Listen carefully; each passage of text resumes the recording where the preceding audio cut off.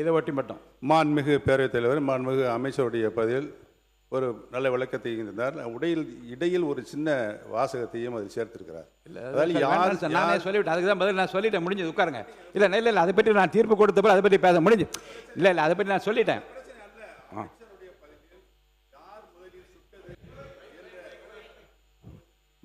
யார் முதலில் சுட்டது என்ற கேள்விக்குறியை போட்டிருக்கிறார்.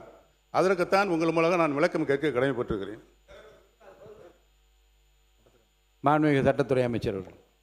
மாண்புமிகு பேரவைத் தலைவர் அவர்களே, நான் கொடுத்த பதில் உரையில் விரிவான விசாரணை கர்நாடக தரப்பில் செய்யப்பட்டு வருகிறது.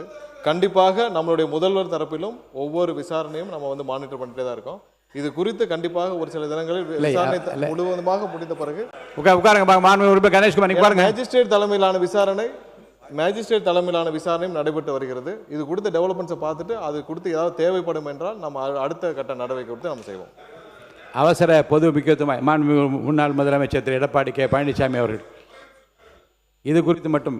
மாண்புமிகு பேரவைத் தலைவர்களே, சுடப்பட்டு இறந்தவர்கள் தமிழை பூர்வீகமாக கொண்டவர்கள் தமிழர்கள். ஆகவே நம்முடைய மாநில அரசு அந்த குடும்பத்திற்கு ஏதாவது நிதியுதவி வழங்க முன்வருமா என்று தங்கள் வாயிலாக அறிவித்தார்.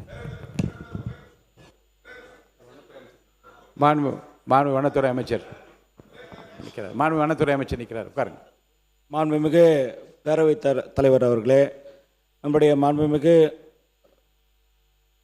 அன்புக்குரிய முதலமைச்சர் அவர்கள் அவர் ஆணைக்கிணங்க நம்முடைய தமிழக வனத்துறை சார்பாக இறந்தவர் அந்தோணிசாமி குடும்பத்திற்கும், ஜான் ரோஸ் பீட்டர் அவருடைய குடும்பத்திற்கும், குமார் என்பவர் குடும்பத்திற்கும் ரூபாய் 10 லட்சம் தலா ரூபாய் 10 லட்சம் கொடுப்பதாக நம்மளுடைய முதல்வர் ஆணைக்கிணங்க நம்மளுடைய வனத்துறை அதிகாரிகளிடம் ஆலோசிக்கப்பட்டு விரைவில் வழங்கப்படும் என்பதை இந்த அவையில் உங்கள் முன் தெரிவிக்கிறேன். நன்றி.